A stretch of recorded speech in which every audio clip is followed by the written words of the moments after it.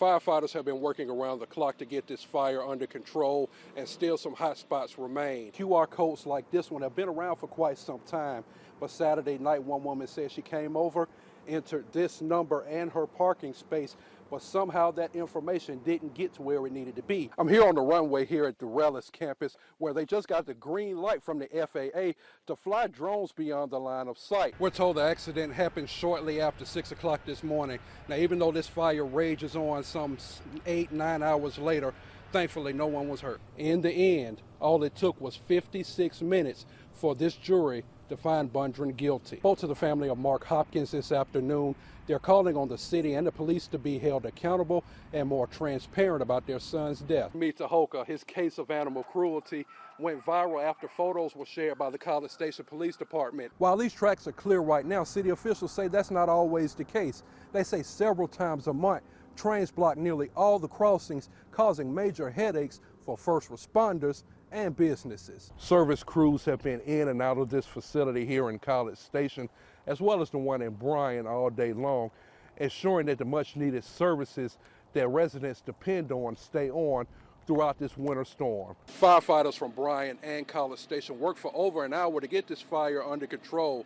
Officials tell me 4 people were home at the time, but made it out safely. To make things even more convenient, retailers like Amazon have special hubs set up like this one, where you can have your packages shipped to, or you can even have your package delivered to a store like Postal Plus in Bryan. When things get cold, many of us pull out things like a space heater, but fire officials say if you're going to use a space heater, they want to make sure that you use it in the proper way and be extra cautious. When drivers get behind the wheel next week, they want you to put down the distractions, focus on the road, and keep an eye out for children and school buses. The building's on fire, we're not, and that what has ministered to this community is intact. It's not a loss. One of Burleson County's historic churches went up in flames Wednesday. New Tabor Brethren Church marked its 130th anniversary last October, serving as a beacon of faith and resilience for generations. While the flames have this church family in shock, they say there is still hope. It's incredible that yesterday the building was fine, everything was wonderful, and then today it just reminds me of how quick things can change and how we respond to them. More than 24 firefighters from Caldwell, Cooks Point, and Deanville had their hands full as they battled the fire for more than 4 hours. While the cause of the fire remains under investigation, thankfully no one was hurt, and crews were able to save the church's fellowship hall and some sacred items, including photos and a Bible from 1732. Lucky for us, the wind was kind of blowing to the east, kind of from the northwest or so. So it kept it from coming this direction. While the future of the church may seem dim, Pastor David Johnson says their hope burns just as strong as the flames. It's going to be a long haul, but we're going to make it. You know, I mean, a part of Scripture tells us that when trouble comes, God provides a way out, and He's going to, because this isn't ours, this belongs to Him, and He's going to take care of His own. In Caldwell, Donnie Tuggle, News 3. Brazos County prosecutors made their case to a jury as to why Jessica Bundren should be found guilty of intentionally causing harm to her twin stepdaughters, Patience and Ariana, leading to Ariana's death at just 6 years old back in 2020. The belt, the paddle, the floor, the wall, whatever it was, you know that it was capable of causing death or serious bodily injury, because that's why we're here. It did cause death. The district attorney's office saying both girls underwent long-term abuse at the hands of Bundren and the girls' father, Justin Hopper, saying the girls were beaten with belts and wooden paddles. Attorneys highlighting text messages found between the two documenting the abuse. 5 swats, another round of spankings, 30 minutes, over and over and over and over and over and over and over and over every damn day.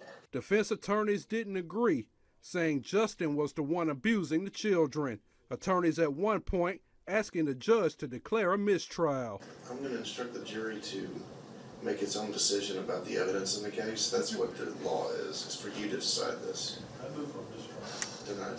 A medical expert for the defense testifying that the presence of male DNA on her body made it medically challenging to determine the source of the trauma. And in a way, looking at it scientifically, you don't know and you can't put blame or fault as to who may have inflicted those injuries, or the majority, or the injuries that ultimately took Ariana's life. It is not the job of the forensic pathologist to determine who did what. It's our job to determine what happened. In the end, prosecutors asking the jury to bring justice for this family. I'm asking you to do the last thing that I need you to do. Well, not quite. I need you to do this thing and then one more thing. I need you to find her guilty of what she did so that we can move to the next step. And Bryan, Donnie Tuggle, News 3.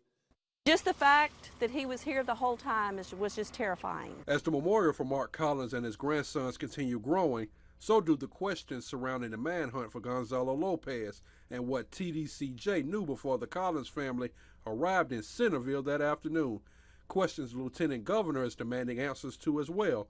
We learned Tuesday that a cabin near the home where the Collins family was murdered had been broken into only days before. I think had we known a place had been broken into here, I think we may have just been a little bit more careful and not let our guards down so soon. The other question lawmakers in Austin want to know the answer to is how Lopez stayed under the radar for so long, eluding over 300 searchers, K-9s, and helicopters, only to end up at the Collins home, barely a mile from a TDCJ staging area. Like he was right here under everybody's noses and was overlooked, you know. He was con artist, I suppose, because he hid well, you know, but, you know, we have 4 beautiful children and a grandfather that are no longer with us because somehow or another he got away. Sam Houston State Criminal Justice Professor Mitchell Roth agrees the community let their guard down too soon, but says residents in the search zone should have been told of the break-in so close to their homes. It's hard to assign blame in something like this. It's so easy to do it, but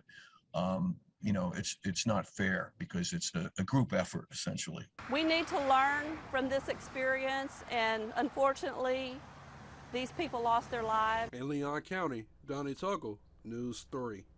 The Brazos Valley Rehabilitation Center is just one of 26 partner agencies fighting alongside the United Way to ensure the Brazos Valley has access to quality health, financial stability, and education. United Way funding is essential to our ability to focus on the medical needs of our families, irrespective of their ability to pay. And while anyone can receive care, children make up 70% of the nearly 400 families receiving treatment from the BVRC each year. On a typical day, we will serve about 7 to 8 patients.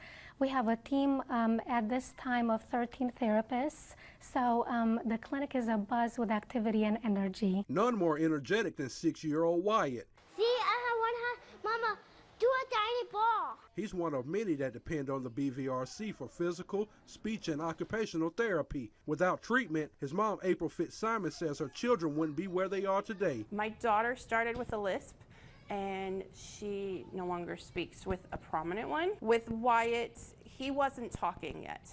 At 2.5, I still hadn't heard mama.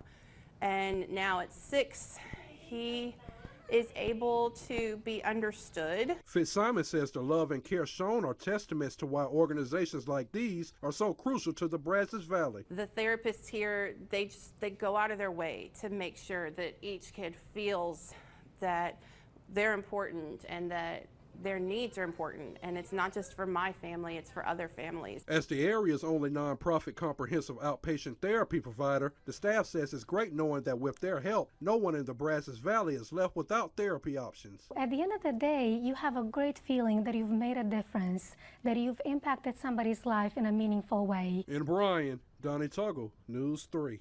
Great news! He is alive and well. Those were the words everyone had been waiting and praying to hear.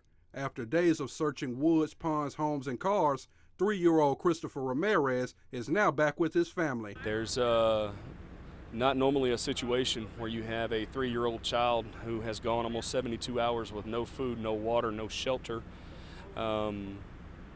trucking through woods in this Texas heat. Investigator James Ellis with the Grimes County Sheriff's Office spent the majority of those 72 hours helping lead the search efforts. And despite the tough days and nights, he, along with over 200 search and rescue teams, never lost hope. Messages that I received, emails that I received from individuals who were all basically telling us to give up hope.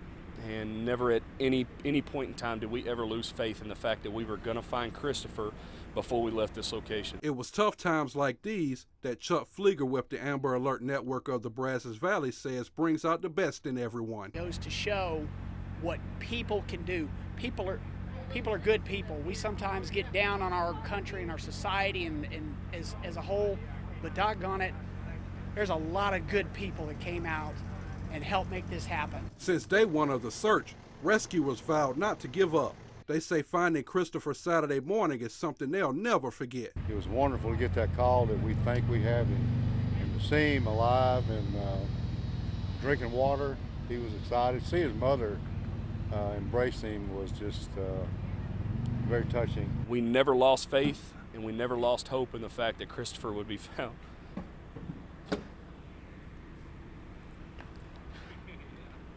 I'm proud to say we accomplished that. In Plantersville, Donnie Tuggle, News 3.